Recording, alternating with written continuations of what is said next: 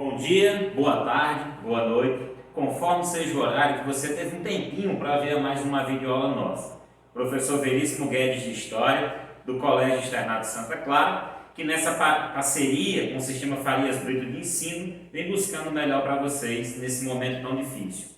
O aprendizado não pode parar. Então vamos lá, sem muita embromação, sem enrolação, sem perder tempo. Galerinha do sexto ano, tudo bem com vocês, meus amores? Até a semana passada, até essa semana que está passando, nós trabalhamos um tema por semana. Tema 1 e 2 a gente trabalhou na primeira semana, depois o tema 3 e o tema 4. E assim a gente terminou a unidade 3, que explica o povoamento do continente americano. E hoje, como eu havia prometido, após terminar os 4 temas, trabalhado bem devagarzinho para vocês, quem está acompanhando o canal também já está vendo isso.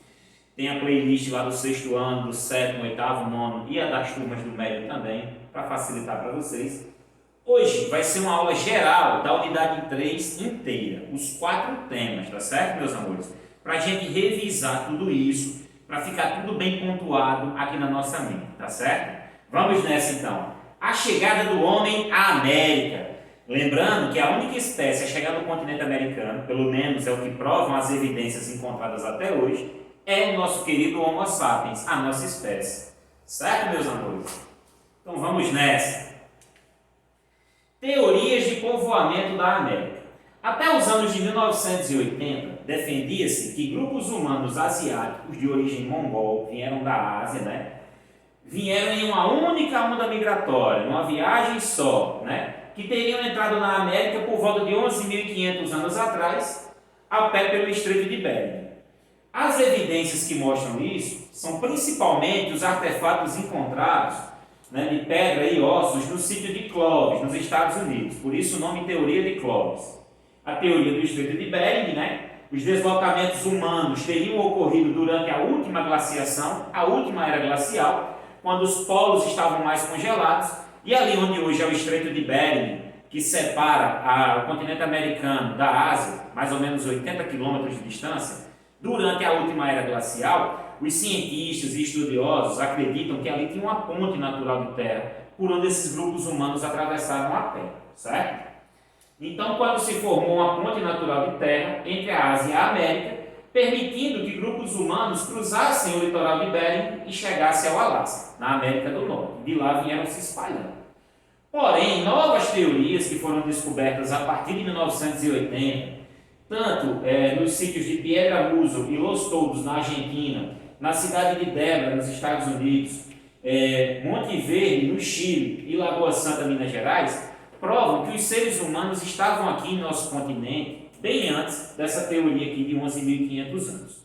E, ainda mais, de acordo com um crânio de Luzia encontrado em Lagoa Santa, Minas Gerais, e uma ressonância magnética que foi feita nos anos 2000, possibilitou a reconstituição do seu rosto, mostrando que ela não tinha traços nem dos ameríndios, os povos que viviam aqui antes da chegada dos europeus, e nem se parecia com os asiáticos. Ela parecia-se muito mais com os povos da África e com os aborígenes da Austrália, e também anterior a essa teoria de 11.500 anos atrás. O que isso nos mostra? O que esses fósseis, essas evidências nos mostram? Que vieram em várias ondas migratórias, várias viagens, não foi apenas uma, certo? Que vieram não só da Ásia, mas de outras partes do planeta, e que puderam ter vindo também. Tem teorias que defendem que vieram pelo Estreito de Bering ou pela costa do Pacífico e até do Atlântico, em embarcações, Lembrem-se, gente, que durante essa última era glacial, os polos congelados diminuía o nível dos oceanos também, fazendo surgir várias ilhas, o que poderia ter permitido essa vinda por meio também de navegações. Tá certo, meus amores? Vamos lá. Esses aqui são os caminhos mais prováveis, gente, aqui está o Estreito de Bering, que durante a última era glacial estava conectado o continente americano ao continente asiático por uma ponte natural de areia e gelo, certo? Mas também as teorias das viagens feitas pela costa do Pacífico e até pela costa do Atlântico, povoando o continente americano. Lembrando que só foi o Homo sapiens. Professor, mas o Homo erectus e o Homo de Neandertal não saiu da África? Saiu sim. Porém, só chegou à Europa, à Ásia e há evidências que tenha chegado à Oceania.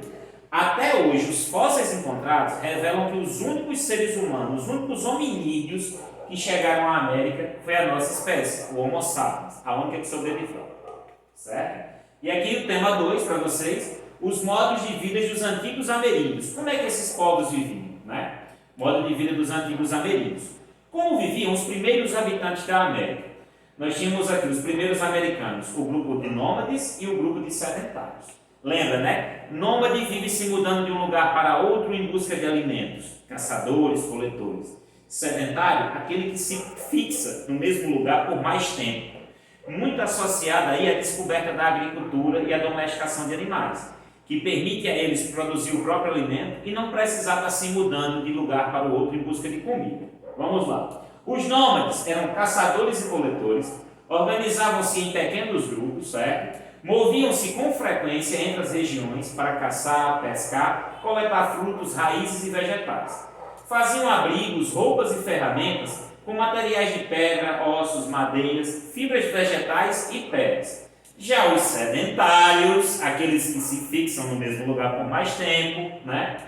Eram agricultores, iniciaram o cultivo da terra há cerca de 7.000 anos, meus amores. Plantava feijão, tomate, abóbora, batata, milho, mandioca, além do algodão. Parece até o vídeo daquele menininho que está viralizando essa semana na internet, né? Colocou abóbora, cenoura, só comida saudável, meus amores.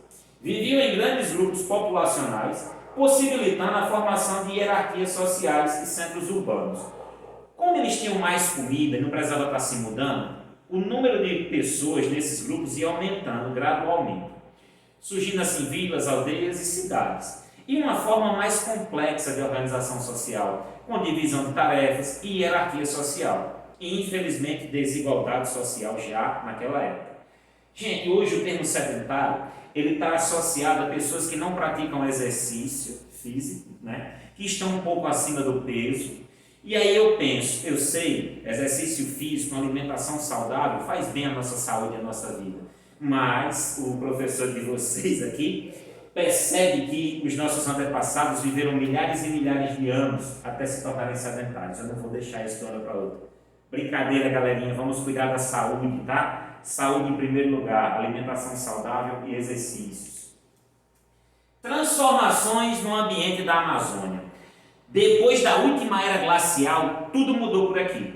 Clima, vegetação, a fauna, né, os nossos animais e o modo de vida dos nossos antepassados também tiveram que se adaptar. Vamos nessa. Há cerca de 10.000 anos, o planeta passou por uma importante transformação ambiental, o fim da era glacial. Na América, esse processo teve consequências sobre a fauna e a flora e também impactou o modo de vida dos antigos grupos humanos que tiveram que se adaptar para sobreviver. Sobrevive quem se adapta mais rápido. Houve um aumento da temperatura global, maior volume de chuvas e umidade, ampliação das florestas e redução das pastagens, disputa por alimentos e a extinção de grandes animais. Ficou muito difícil para a megafauna sobreviver com essas mudanças. Mais chuvas, mais umidade, mais florestas e menos pastagem. E aí essa disputa por comida que foi ficando mais difícil levou a megafauna à extinção. O tigre dente de Salles, a preguiça gigante, o tatu gigante, a megafauna, que os nossos antepassados conviveram com ela, principalmente aqui no Nordeste brasileiro, onde há fósseis dessa megafauna. Os mais antigos habitantes do Brasil. E agora, meus amores, vamos para o Brasil, o nosso Brasil. Antigos habitantes do Brasil, os primeiros brasileiros. Acredita-se que grupos ocupavam o atual território brasileiro há pelo menos 12.000 anos. Aí vocês estudaram e vão estudar de novo comigo, né? Que os portugueses descobriram o Brasil como cara pálida, se há 12.000 anos o nosso território já era habitado. É mais fácil dizer que eles invadiram, conquistaram, colonizaram. Mas, voltando no tempo, vamos aqui. Acredita-se que grupos humanos ocupavam o território brasileiro há pelo menos 12.000 anos. Eram descendentes de povos que chegaram pelo noroeste do continente, ou seja, lá pela América do Norte. Moravam a céu aberto, né? Ou em abrigos de rocha e em cavernas, onde deixaram pinturas retratando o seu cotidiano com pessoas e animais. As pinturas rupestres, lindas, perfeitas. Que tinha vários sentidos. Sentido artístico, claro, mas principalmente como um diário, como o Instagram e o Facebook de hoje, onde eles usavam a parede das cavernas como seu feed de notícias, onde eles iam colocando lá seu cotidiano, seu dia a dia. Tinha também a função religiosa, mítica, os rituais, os agradecimentos, e também quando iam sair para uma caçada, eles retratavam a caçada na parede da caverna, no final dando certo. Para quê? Para que na prática, quando eles fossem fazer de verdade, desse certo também. E essas pinturas rupestres, juntas com ossos humanos, restos de ferramentas, de fogueiras, pegadas, são os principais fósseis para se entender esse período. Por isso que eu estou sempre dizendo a vocês o quanto é importante preservar, conhecer e divulgar. Viviam em pequenos grupos de caçadores e coletores, Caçavam animais de pequeno porte, pescavam e coletavam frutas e raízes. Confeccionava artefatos de pedra, produzir, certo? Faziam, confeccionava artefatos de pedra e anzóis de ossos para essas atividades e para a pesca. Iniciaram a agricultura por volta de 7.000 anos atrás. Viviam em um ambiente muito diferente do atual, com vegetação rasteira, clima mais frio e animais da megafauna, hoje extintos, depois da última era glacial. Descobertas arqueológicas brasileiras, meus amores. Aqui nós temos o crânio de Luzia e a reconstituição feita a partir de tomografia computadorizada, foi o que permitiu. Não sabemos se o tom de pele dela era mais escuro ou mais claro. É porque eles usaram argila para ficar bem mais parecido com a estética natural, Nós temos aqui o crânio de Luzia, descoberto na cidade de Lagoa Santa, Minas Gerais, por volta de 1975. Mas só foi no ano 2000 que eles conseguiram, através de estudos mais avançados, tirar tantas informações dela, como eu falei para vocês no início. Descoberta em Minas Gerais, datado de cerca de 11.500 anos. A reconstituição científica do rosto de Luzia, ao lado, representa traços físicos similares, parecidos com os dos africanos e dos aborígenes, a galera que vive na Austrália, certo? Indica que pode ter havido a onda migratória anterior, ou seja, antes da dos povos asiáticos, aquela defendida pela teoria de Clovis. Tá certo, meus amigos? Antes da dos povos mongoloides, mongoloide quem nasce na Mongólia, na Ásia, que deram origem aos indígenas americanos. Tem estudos genéticos que revelam que os nossos indígenas do continente americano são descendentes dos povos asiáticos. Tem muita similaridade, muita semelhança quando se compara os DNAs. Já Luzia era de um povo diferente, teria vindo por outro caminho, por outra rota e de outro também, saído de outra parte do planeta, possivelmente da África ou da Austrália. E aqui, além dos fósseis encontrados em Lagoa Santa, Minas Gerais, muito importante também para se entender esse período, o Brasil é muito rico, gente, o nosso seridó é muito rico. Nós temos aqui em Carnaúba dos Dantas, sítios arqueológicos Xique-Xique 1, 2 e 3. Nós temos em Lajeiro de Soledade, em Apodi, mais a oeste do nosso estado, um grande sítio arqueológico também, com várias pinturas rupestres, bem parecidas algumas com as tradições encontradas lá na Serra da Capivara, tá certo? Mas cada região tinha sua própria tradição, seu próprio jeito de produzir pintura e, claro, cada região tinha o que retratar. Era diferente o modo de vida dos povos que viviam aqui no Seridó, os povos que viviam, por exemplo, em São Raimundo Nonato, no Piauí, onde estão uma grande concentração de pinturas e fósseis no sítio arqueológico da Serra da Capivara, nos vários sítios que se encontram lá. Boqueirão da Pedra Furada é um sítio arqueológico encontrado em São Raimundo Nonato, no Piauí. Nele há paredes rochosas cobertas por mais de 1.000 pinturas e grafismos rupestres, além de centenas de artefatos de pedra lascada e pedaços de carvão vegetal. Esses artefatos podem indicar a presença humana de 50.000 anos, ou ser apenas resultado do esfacelamento de rochas e incêndios naturais. A Niele Guidon, que é a arqueóloga principal que toma conta desse sítio já há muitos anos, ela defende a teoria de que o homem não está aqui há 11.500 anos, 15.000 ou 18.000, como os outros vestígios mostram, mas sim há 50 e até 80.000 anos. Porém, tem uma discussão ainda muito forte quanto a isso. Alguns cientistas acham que o que é encontrado na Serra da Capivara é apenas efeito da própria natureza. por isso não conseguiram comprovar ainda, mas ela defende muito essa teoria. E os povos dos sambaquis, que a gente estudou muito bem quando estava vendo o tema 3, né? Nas aulas pelo Zoom também, que eu passei para vocês, e alguns vídeos também. Apresentam-se nas proximidades de rios, lagos e mares. Viviam dos recursos aquáticos. Para pescar, faziam barcos, flechas e anzóis. Gente, a maior concentração de sambaquis no Brasil está no litoral do Rio de Janeiro ao Rio Grande do Sul. Mas também foram encontrados nas margens de grandes rios, no interior de São Paulo e também nas margens do Rio Amazonas e seus afluentes. Formavam os sambaquis grandes montes, né? O sambaqui, gente, ele é um monte feito pela ação do homem. É uma elevação artificial, um monte. Alguns tinham até 30 metros de altura e 400 metros de comprimento. E eles iam acumulando tudo. Conchas, ostras, por isso que muitos deles são chamados de concheiros. E eles iam amontoando. Restos de comida, enterravam também, encontraram restos de animais. Acredita-se que eles usavam essas elevações para fazer suas casas em cima, seus rituais e também enterrar seus mortos. Não se sabe o motivo para quem dedicasse tanto à produção desses montes, talvez para se proteger na época do que havia ao seu redor, ou por uma questão de status social. Meu sambaqui é o maior que tem na região, então eu sou da hora. Ainda não temos a confirmação disso, né? Porém, são grandes montes formados pelo acúmulo de restos orgânicos e de conchas, onde foram encontrados artefatos, restos de fogueira, adornos e ossos humanos e de animais. A presença de esqueletos humanos em apenas alguns dos sambaquis indica que podem ter sido usados, esses em específico, como sepulturas, para demarcar território ou como plataforma para construir suas moradias, né, daquela época, para as populações daquela época. E aqui a representação de um sambaqui, né, a construção dos sambaquis. Eles iam acumulando e formando esses montes. Aqui eles pescando, aqui as sepulturas. E engraçado que eles produziam artefatos para colocar junto com o morto. Tinha já um ritual nessa época aqui de preparação do corpo, né, após a morte. E aqui, meus amores, agora o tema 4 com vocês, que é o último tema dessa unidade 3, né, que a gente já estudou ao longo dessas semanas até aqui. Transformações na paisagem amazônica. A chegada dos humanos à Amazônia.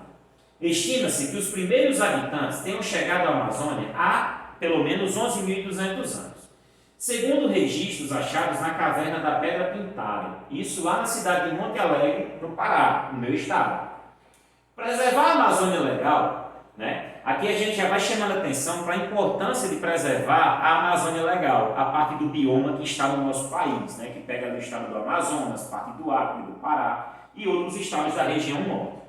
É muito importante porque é uma questão ambiental, né? A nossa fauna, a nossa flora, a nossa biodiversidade, que a Amazônia junto com os oceanos é o pulmão do mundo, que produz oxigênio essencial, sem ele a gente não vive, né?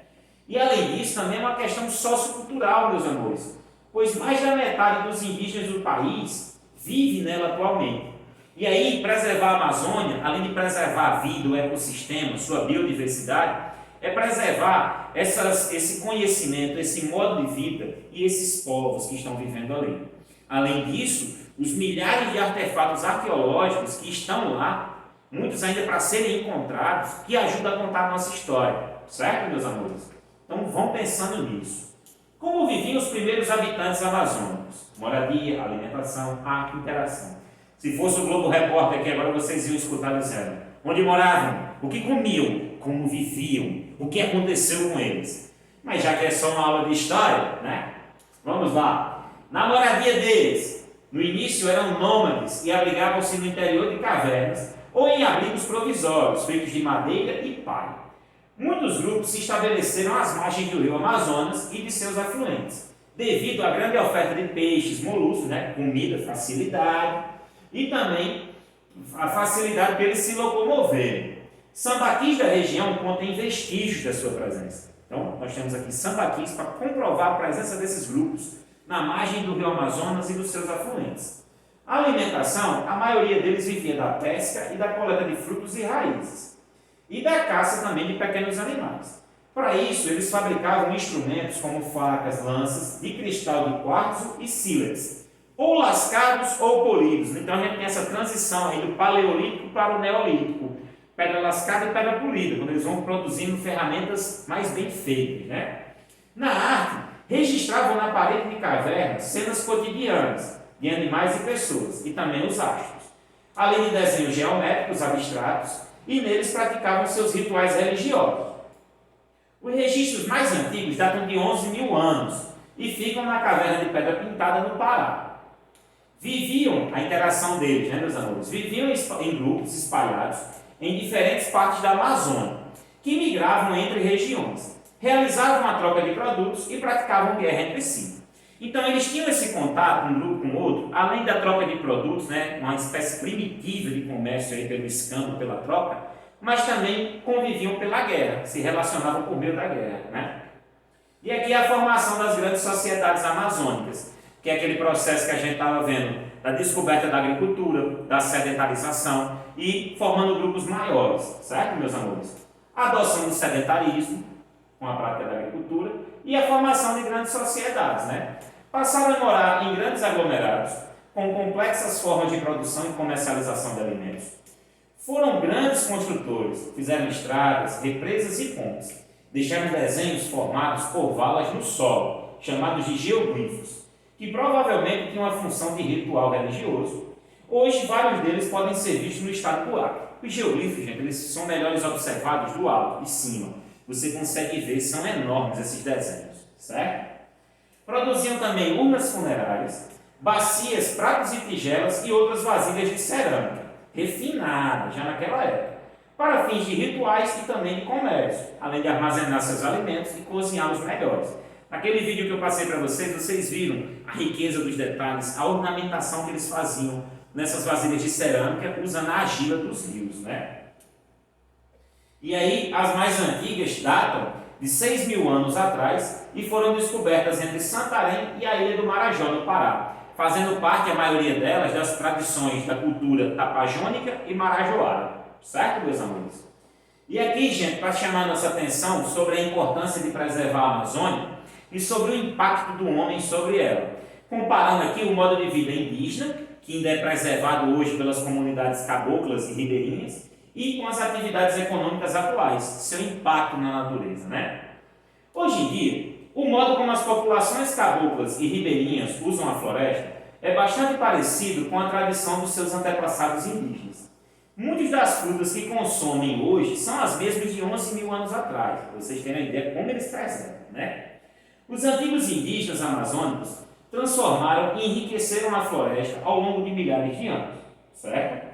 Ao plantar árvores, disseminar e domesticar espécies, como o cacau, o caxé do Pará, a mandioca, a pupunha e o açaí. Esses grupos desmatavam muito pouco, somente o necessário, e não levaram nenhuma planta à extinção, não foram responsáveis pela extinção de nenhuma planta. Por outro lado, nós temos aqui as atividades econômicas praticadas na Amazônia, atualmente. Põe em risco o meio ambiente e o modo de vida das populações indígenas que vivem na região. O agronegócio, ao abrir espaço para a agricultura e a pecuária, a criação de gado, em meio à floresta, destrói grandes áreas da mata, prejudicando sua biodiversidade e aumentando o calor e o risco de incêndio, né? Isso aí tudo isso está junto da poluição e gera o efeito estufa, aumento da temperatura que a gente vive hoje, né? A exploração ilegal de madeireira e os assentamentos da reforma agrária também são responsáveis pelo desmatamento da Amazônia, ainda que não se comparem com a destruição em larga escala provocada pelo agronegócio. Então, meus amores, nós temos aqui o modo de vida indígena que preserva e protege a floresta e as atividades econômicas atuais que são responsáveis pelo desmatamento e a destruição da Amazônia. Mas a gente tem que atentar aqui também pela questão econômica, né?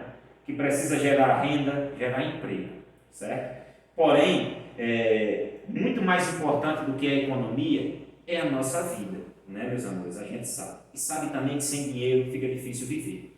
Então, o que a gente tem que usar é a nossa mente para encontrar um ponto de equilíbrio. Encontrando esse ponto de equilíbrio, que é ali preservação e produção, aí a gente vai evoluir bem mais. Vou dizer que é impossível, que é um sonho, uma fantasia. Não sei, mas eu sei que a gente pode tentar. E pelo que a espécie humana já conquistou nesses milhares de anos de evolução, não será difícil encontrar uma saída para essa questão. Tá? Eu acredito muito na nossa espécie. Galerinha, essa foi mais uma aula, unidade 3 por inteiro. A gente já trabalhou tema a tema e agora a unidade 3 inteira. Espero que tenham gostado de mais uma aula. Qualquer dúvida me avisem, a gente tem aula pelo Zoom, tira as dúvidas, qualquer coisa manda um zap para mim. Ou você que não é meu aluno ou minha aluna de sala de aula, mas já é meu aluno de ver meus vídeos, pode botar lá nos comentários também alguma sugestão, alguma dúvida, que eu vou, assim que possível, ajudar vocês, tá? Estou aqui para todos e todas, para cada um e cada uma. Fiquem com Deus, se cuidem, fiquem em casa, para juntos vencermos logo essa pandemia. Beijo no coração de cada um e cada uma, e até a próxima, galerinha. Valeu!